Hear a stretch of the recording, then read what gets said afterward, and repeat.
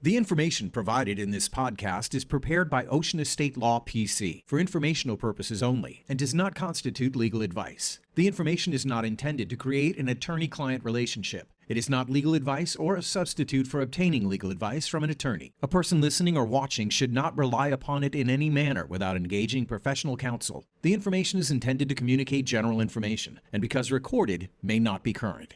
Welcome to the Ocean Estate Law Podcast. My name is Jennifer Elliott.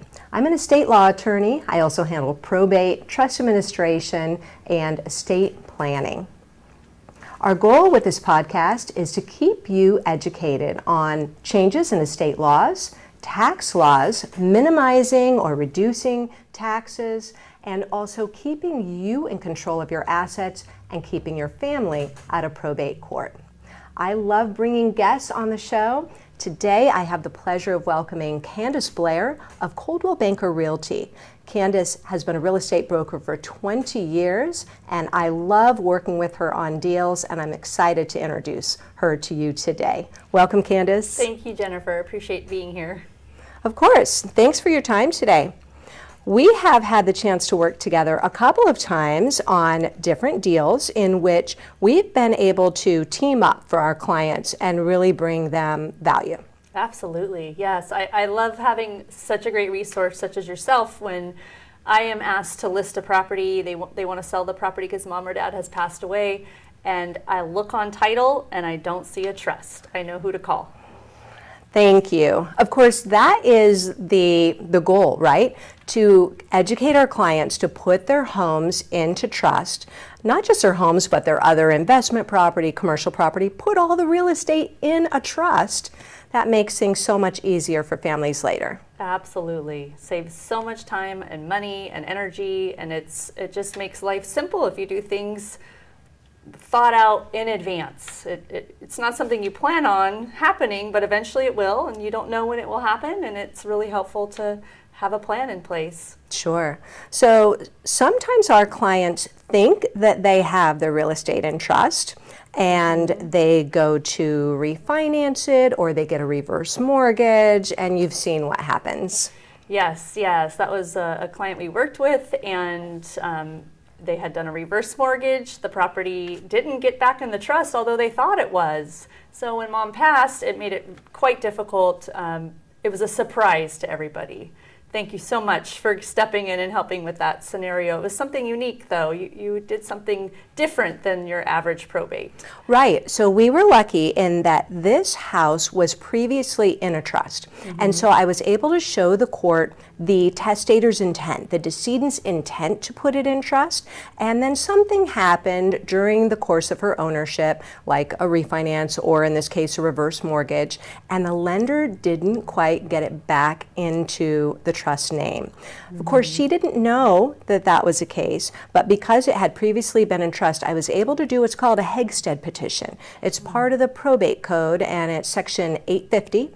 And this says that we can do like a summary type of probate. It's much quicker than the regular 2-year procedure, and we could pass it back into the trust without a full 2-year probate. Yes, I remember that one went pretty quick, but it was really nice being able to lean on you and guide the client on how to get it so that we could get it sold and they could all move on from that. Right. That procedure, that did take a few months, again, better than the 2 years. But ideally, when a client has their home in trust and they're getting ready to have you sell it for them, I can do the paperwork on that in just a couple of days. That's the ideal time frame.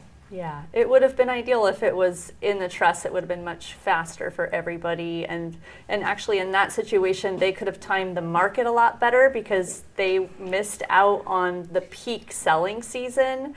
Every story has a silver lining, of course, and it ended up working out well. But we were very thankful that you were able to get it done in the time that you did. Of course. Thanks for calling on me, and I'm happy to help with that. Yeah. Then there are the times where I call you.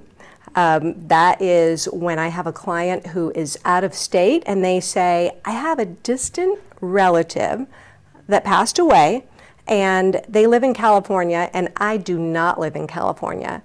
And what's more, I'm busy and I don't have time to come and handle this sale. What can I do? And I say, we're going to call Candice. Yes, yes, absolutely. It can be overwhelming for the executor to figure out what to do with all the personal items and what to do to maximize the resale value of the home. They don't know who to call, so we step in. We have a program to pay for upfront fees to make that happen, and also just the right vendors to connect them to. Sometimes they need an estate sale, sometimes it's just a hauler, but we can hold their hand through that, take care of it, and they just approve what we do so that we can get the most money for the house in the end. In one case, it was immediately they needed your help to change the locks and secure the property. Yeah, we were able to meet the vendors there and make sure that the property is secure. That's the most important thing. And then also some of the personal assets can be valuable inside the home. So making sure it's secure, but also once vendors are coming in and doing things like hauling, what items do we need to protect that are personal to the deceased, such as driver's license, social security numbers.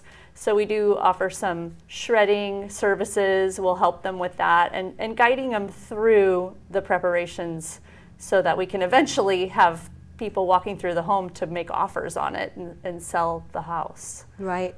In one case, this was a distant family and family member, and they really weren't even aware of what was valuable, what their cousin had in the way of, are there checks laying around? Are there bonds? Are there stock certificates?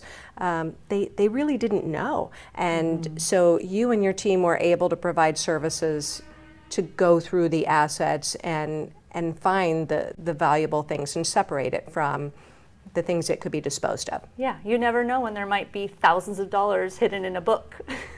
Sure. So there's important vendors to pull in that we already have established relationships with that we know and trust. And also, not many family members want everything to end up in a landfill. So we do try to use vendors that will recycle, donate, and then the last resort is to put it into the trash. Sure. There is huge value in your relationships with your vendors, because I often get calls and say, who do you recommend for an estate sale company? Because there are so many horror stories out there about things going missing or things being sold for much less than their value, and you know who does good work in that area. Yeah, and there's different estate sale vendors for the type of job. For instance, if it's a more luxury home and it's in a gated neighborhood, we use a particular vendor who's used to that. And then we have a different vendor for homes that are not. But having established relationships is so important because they will prioritize our clients, and we know we can trust them to get the job done, so we can give them more business in the future. Right. Yeah. So in 20 years, I would imagine that you've really filtered through who does a good job and who you might not use again. Absolutely. Not everybody is the same out there, and it's important for key items to happen in a home to make it sell for more money in the end. So putting a little paint on the walls, clearing out personal items, maybe new flooring so that the house is considered habitable, so that a buyer getting a loan can actually qualify for the loan on that particular property is important, so that in the end the family can inherit more money for the property to cover expenses or just to satisfy the end of the estate plan. Sure. Now, is that a service that you're able to provide to perhaps front some of the expense costs for improving the property? Yes. We offer a product called Revitalize, and basically it covers all the upfront costs. So whether it's cleaning, painting, carpet, even staging, it'll pay for that out of our company's pocket, and then it gets paid back at the end of the closing of escrow. There's no interest on that. So it's truly a win-win scenario because, let's face it, a house is going to sell for more money if it's presentable. Sure. So we do the heavy lifting. We also do the cost of that. And then in the end, everybody wins because the house sells for more money. I like that. That's such a benefit for families, especially when they're stepping in and this is not their home, this is a loved one's home, and they're tasked with, oh my gosh, I'm going to have to come up with out-of-pocket monies for painting and repairing the roof or whatever it needs, and they really don't have to bear that expense. True. They don't have to bear that expense, and they don't have to be the one choosing the vendors and watching over the vendors. We do all of that work to make sure they're getting a good price on the work and that it's good quality, because we all have a vested interest in the house selling for as much as they can make on it, but also quickly. Right. I've had this come up a few times. I'm sure you've had this situation too, where a family will call me and say, I need to sell my loved one's home, but I'm embarrassed to say it is just a mess. And there might be a hoarder situation. Mm-hmm. There might be sometimes stacks of clothes or items or pets that have run rampant through the house, and they don't know who to turn to, because this is something that, you know, they didn't even know in some cases that their loved one was living in this kind of situation. Mm-hmm. And I'm able to tell them, we've seen this before and we know how to deal with it. Yeah, I agree. It can be embarrassing for the family, and also it can just be confusing. Where do I start? What part of this project do I want to start with? And so we help them with that, and it's not something for them to be embarrassed about. We see it a lot. I think as people age in their house, sometimes it becomes overwhelming to clean and clutter starts adding up. So we do help, and it all starts with recycling, donating, hauling, and getting all the personal items out. The family can go through the valuables, and if there are more valuables left, then an estate sale is a great option, because it'll get some money for the family, but also to offset the cost of getting the house repaired. But also, in the end, they leave it broom swept clean. The haulers and the estate company plans for that as the scope of the project. So it makes it simple for everybody if we go that route. And then the house is empty and we can decide what needs to be done to make it sellable. And they don't have to do it. They can lean on us to do that for them. That's a huge service that you provide. Mm-hmm. Candice, have you had the situation in which your client is confused about whether they can dispose of personal property? Yes, that happens quite often. They ask us, maybe they're in the middle of probate and they don't know what to do with all the items. Do they need to wait, especially if they have value? And I usually refer them to you. That's a good question, and I'm happy to handle that question. What we do is we look to see who are the beneficiaries of the trust, and then we talk to the beneficiaries and give them an opportunity to go through the personal belongings and see what they'd like. Of course, sometimes there's a specific list, like Susie is supposed to get the guitar collection, or Bobby's getting all of the tools in the garage, that kind of thing. So we make sure that those specific gifts occur, but then we just get down to, okay, maybe there's 5 beneficiaries and they each get 20% each. So we want to make sure that the trustee is protected, that the trustee doesn't just dispose of the assets or donate the assets without giving the beneficiaries a chance to go through and collect what they're interested in. So we do that with receipts to protect your client and my client. Yes, and I believe a lot of times the beneficiary is worried that what if they sell it for too little, or what if they give something to a neighbor? What do they have to protect them from the other beneficiaries coming after them? Sure, and that's when you and I and our relationship is really important, because we talk about fair market value, making sure that we're getting top dollar for our client and protecting the client so the other beneficiaries can't come back and claim they took lower than fair market value. Mm-hmm. And that comes to situations in the market when there might be multiple offers on these homes, and trying to decide which offer to go with, the beneficiary has a duty. They do. To get top dollar, they do. And so we work together to make sure that happens. There's one benefit that you have, Candice, that I do not see in other realtors, and that's that when I send clients to you and they're looking for investment property, you can handle it from sale to forever in the management with your property management company. Yes, we do. We have a large portfolio of properties that we manage in Orange County, and helping investors choose those properties, which ones are going to cash flow better, which will rent quicker, and what goes into a home to make it a good rental. And also from a liability standpoint, what they want to be careful about when they're picking a rental. We help find the tenant, screen the tenant, and then manage it, collect the rent, and handle all of the fun stuff that have to do with rental properties.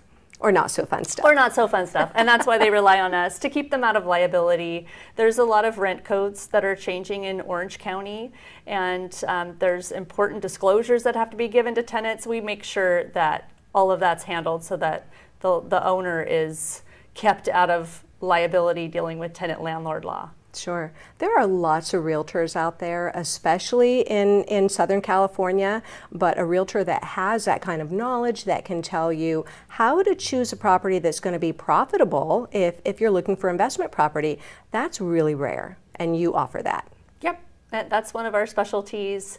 And also, when it comes to choosing rental properties, also looking at things like, would it be better for me to furnish this rental and rent it as a midterm rental, an Airbnb, or a long-term unfurnished rental? We're great at helping with those decisions.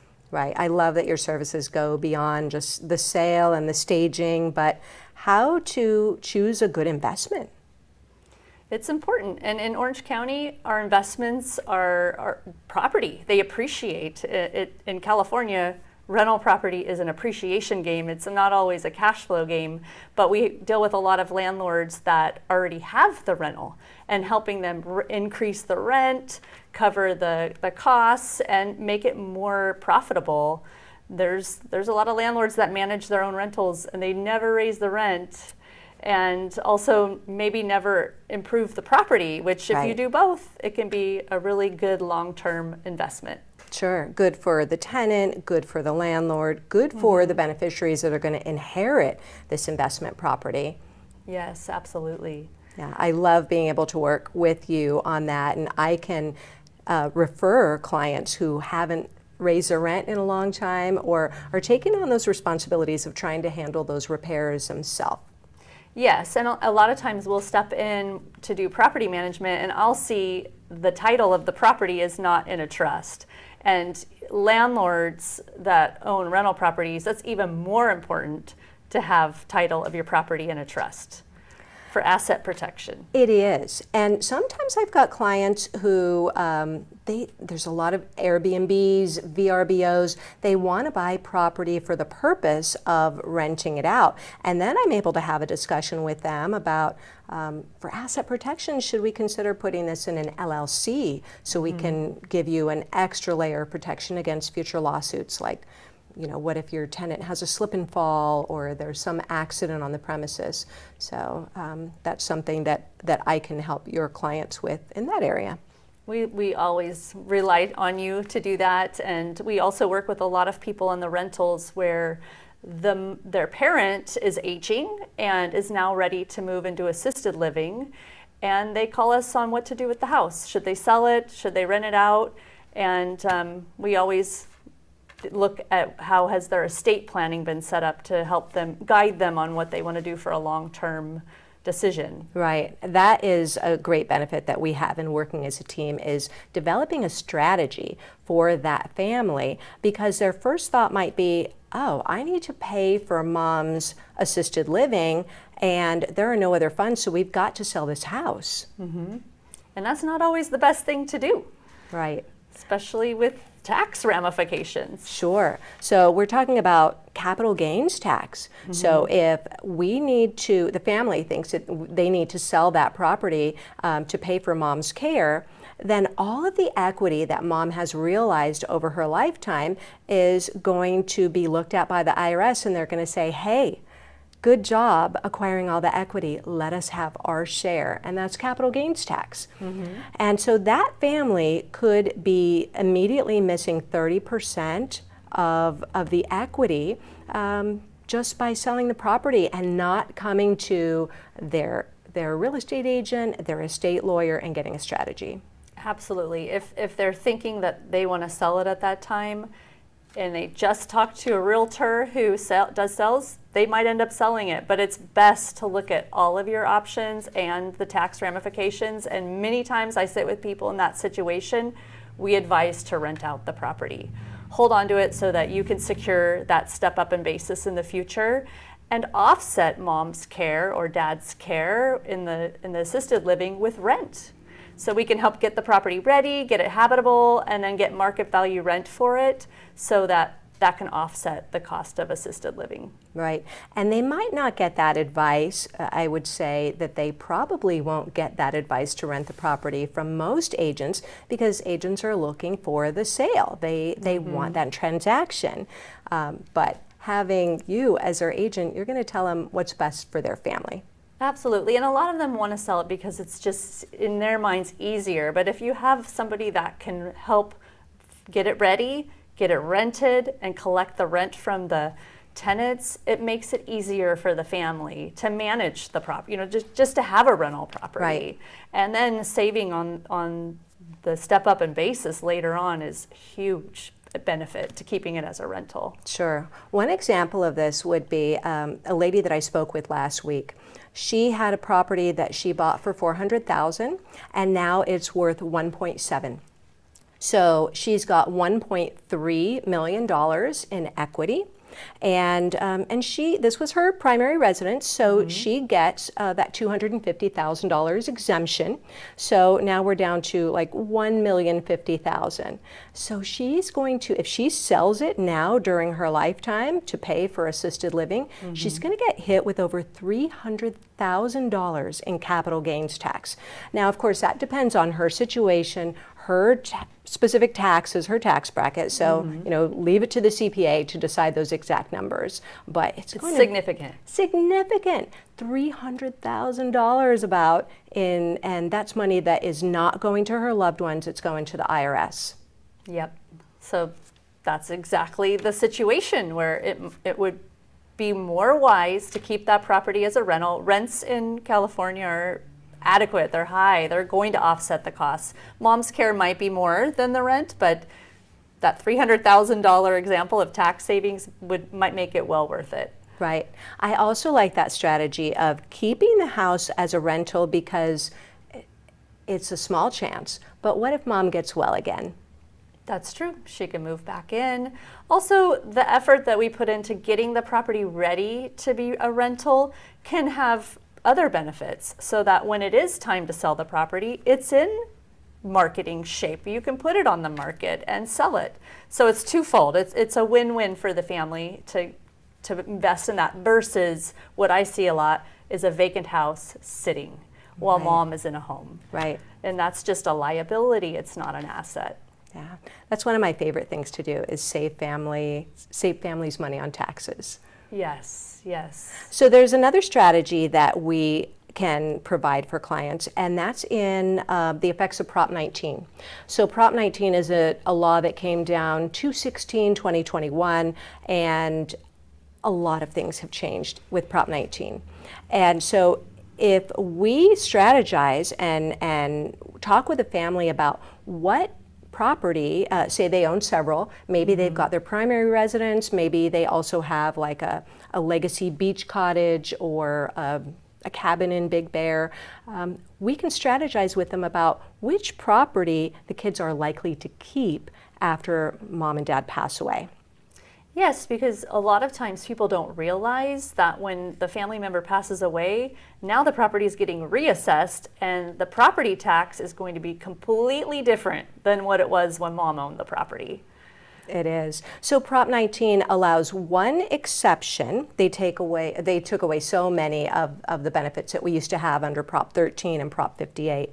But Prop 19 allows one exception, and it is if the house that the parents lived in, that was their primary residence, if that is a house that one of the kids steps in and makes their primary residence within 1 year of the date of the parent's death, then the child can step in parents' shoes and keep their same property tax base. I'm so glad you mentioned that, Jennifer, because not many people know about this one exception of Prop 19. Right. And it's rare because that takes planning. And that's why people need to talk to their estate planner well in advance, Right. because of that strategy. And work with their realtor and make sure that they're selling the right property. If they know that, oh, the kids are definitely going to want to keep this Big Bear cabin, then consider making the Big Bear cabin be your primary residence. And you're going to have to change your assessor forms, but that is going to do so much to save your family property taxes over the years, and really just benefit the family and keep that legacy property in your family. Yes, keep the memories that your families had having that as a vacation home for the years. But also we do talk to folks that have inherited an investment property, and they think, okay, well, my family had it as an investment property. We want to keep it as an investment property. And after seeing that the reassessment has affected the property tax significantly, and then maybe even splitting the rental income with other beneficiaries, it's not as lucrative as they think. Right. Yeah, they're looking at the expenses that mom and dad had during their lifetime of property taxes and thinking that that's going to stay the same after mom and dad pass. And that's just not the case if they don't fall in that one loophole of Prop 19 exclusions. Yes, it's great that you mentioned that, because not a lot of people know about that benefit. We are a good team for helping families in choosing when to sell their property, how to sell their property, what strategy to use to reduce or completely eliminate taxes like capital gains taxes. Yes, absolutely, because these are things that people don't think about ahead of time, and it takes some planning and understanding the tax law, which we're not accountants, but we certainly know when something's going to affect somebody's decision, and it's good to think about all of your options to prevent paying Uncle Sam. Exactly. Candice, thank you so much for being on the show today. Thank you for your 20 years of experience in real estate, in all of the services that you provided to my clients. They have always commended you on how communicative, how quick, how much value you bring to them.